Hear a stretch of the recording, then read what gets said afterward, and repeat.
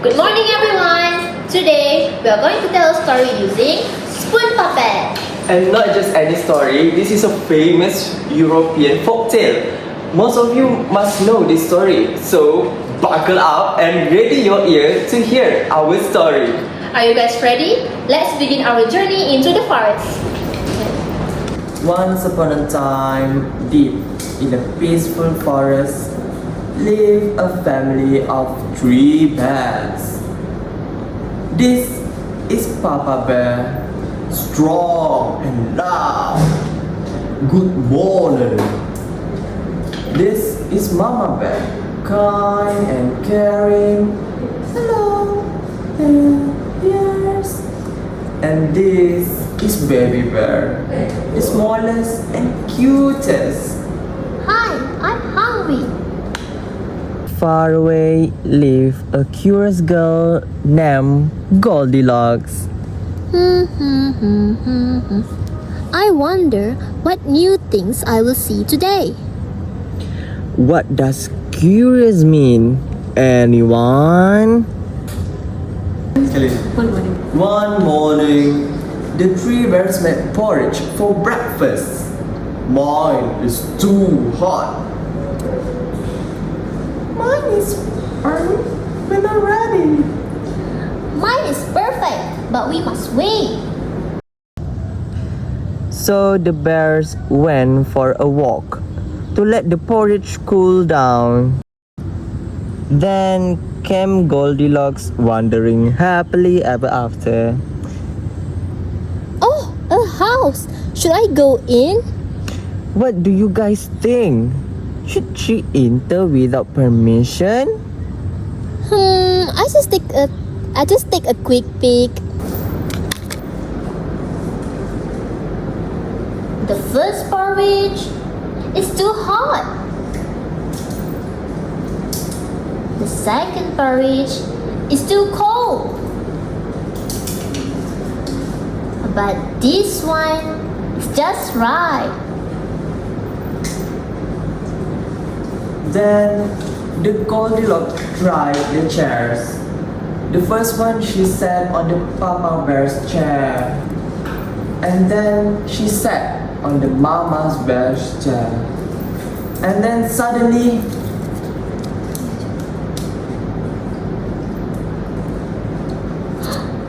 Oh no! I broke this chair. feeling tired, she climbed upstairs. This bed is too hard. This one is too soft. But this one just right. Lay the Goldilocks puppet on the blanket.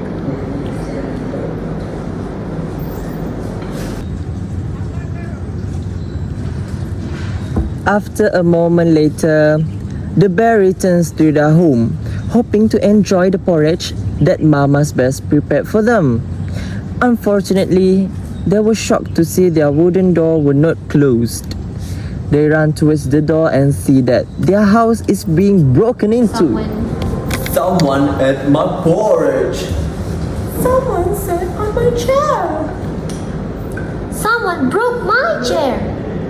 What do you think will happen next? The bears went upstairs and were shocked to see their bed scattered. Then the baby bear saw someone in his bed. Someone is sleeping in my bed. Hearing the screaming, Goldilocks wakes up instantly and shocked to see 3 bears surrounding her. Ah, I'm sorry. I shouldn't have entered your house. Goldilocks, you're not angry, just disappointed. You must learn to respect other people's things.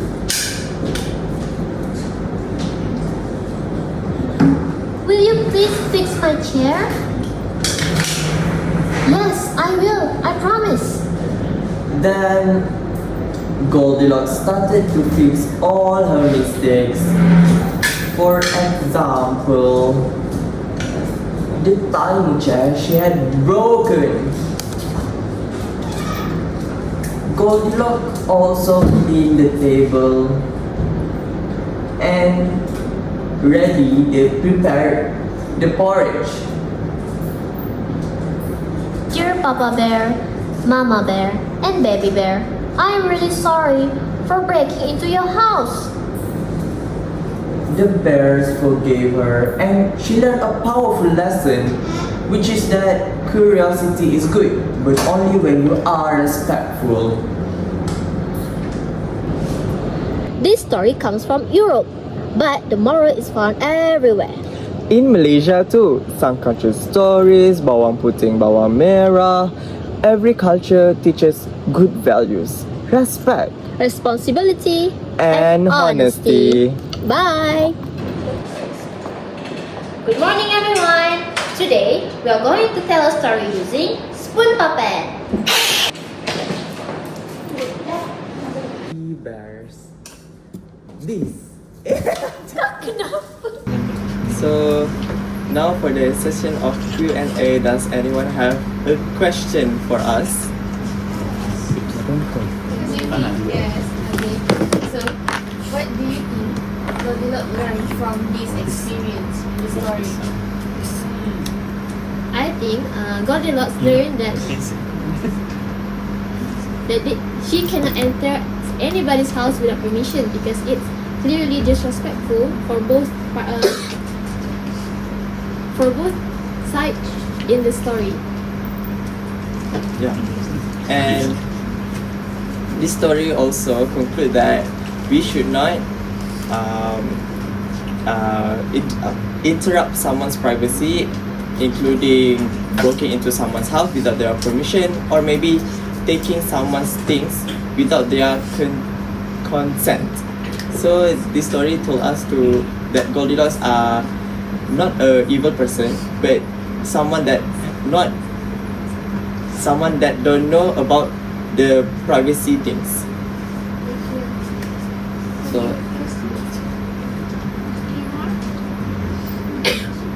Yes. Why did the bears go for a walk? Like, The bears goes for a walk because they wanted their porridge to be in edible temperature. Because in the beginning, the Papa bear is hot porridge, the Mama's bear is medium to warm porridge, and the baby bears is just right because the portion of the bears is according to their size. Okay, just now you recorded your story in your Vietnam. yeah. What is your opinion of bringing students for outdoor activities to conduct a lesson? I think it is a need in this era because most of the analysis that I search is that some people will become more thinkful, or maybe their ways of thinking will be more freedom because they have the environment of nature. So for today's teacher to make the students to learn outside, I think it is a must or maybe a need so that the student can be as freely as they will in the future. You have prepared our student puppets, right? How do you, if you get special needs students, how does the student puppet help to understand the story? Special. Or are you going to use standard blocks for them? I think To go with their proficiency? For a special needs student, Special needs student in general. I think for them we can use spoon puppet, also finger puppet, because it can be used in their motor skill learning, so that they can use it for the movement and have their hand and make their brain more active toward the motor skill and their listening and attentive. If you want them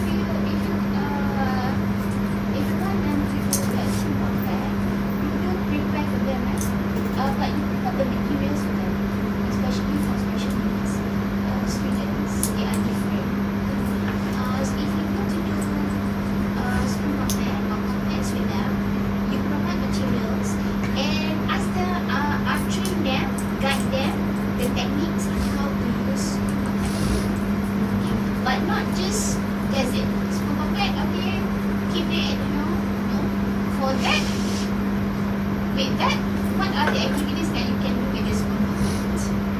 think we can give them a material so that they can make their own, maybe some characters that they love, so that they will tell a story about the character they created using the puppets. They can add back the characters, right? Yes.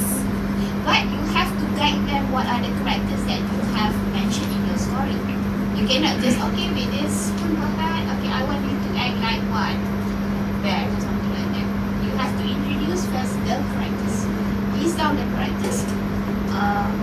Expose them the characters. Okay? And then you can ask them to write questions. Yes. Yeah. Eh, So what is lesson? so we can conclude at the end of the recording, we can conclude that there's honest, responsibility, and Boundary, yeah. because we don't know the other people's stuff, but we tend to try it because of the curiosity. Curiosity is good, but we need to learn when it's the time to use the curiosity or not. Okay, can you give me one moral value that you learned from the story? I'm asking the audience, you know,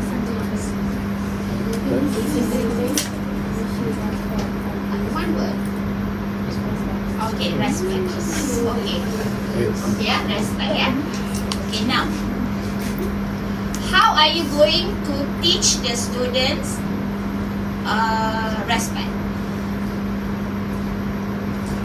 In my opinion, we can teach the students the respect values in terms of, maybe we can show them what are the respectless things the people nowadays done, and then we can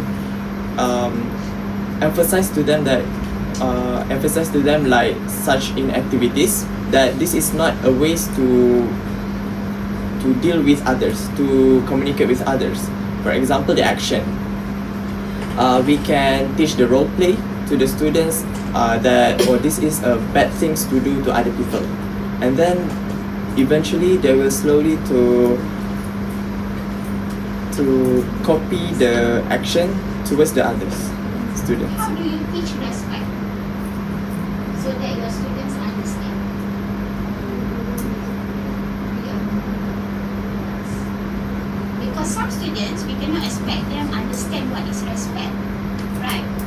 Maybe you can act out, or maybe you show which part of the story that shows respect.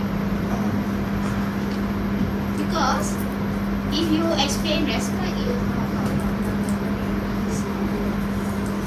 With children, we need to show what does respect and disrespect. you have to show them. Make them feel.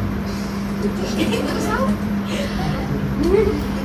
okay, or you have in your story, you show them what is it, so they can, oh, okay, teacher, now I understand what is respect. Okay, right? Any more question? Yes, Adi? After all the Goldilocks, I mean, like, just enter the house without permission, eat the porridge from the bear. Do you think Goldilocks is a bad person? Well, Crystal, is that? well, in this story, I would say no, because Goldilocks is as far right now. Goldilocks is an adventurous person, and she tends to do things without thinking about other people's boundary and respect to area. So we can conclude that Goldilocks just haven't learned about things that she shouldn't do, which conclude that she's not a villain.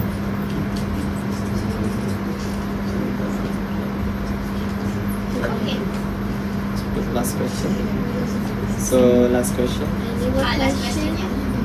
How about storytelling techniques? So, storytelling technique that we use are a normal one, which is the story mountain, which is that you can see in the Or beginning is normal. Sorry, is normal, which is See the build up, we can see the Story mountain. yeah.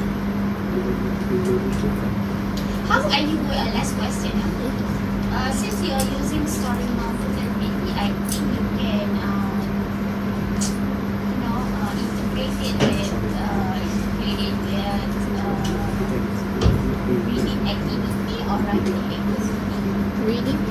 reading. Writing activity. What activity that you think that can do with the story? As you can see in the video, we have the scene where the porridge is too hot, too cold, and just right, so that we can put in the reading activity. Students can see clearly the keyword for the scene, so that they can attentive to it. What is the keyword? What does that mean? And yeah. Okay, any more questions? Are we done? Okay, thank you.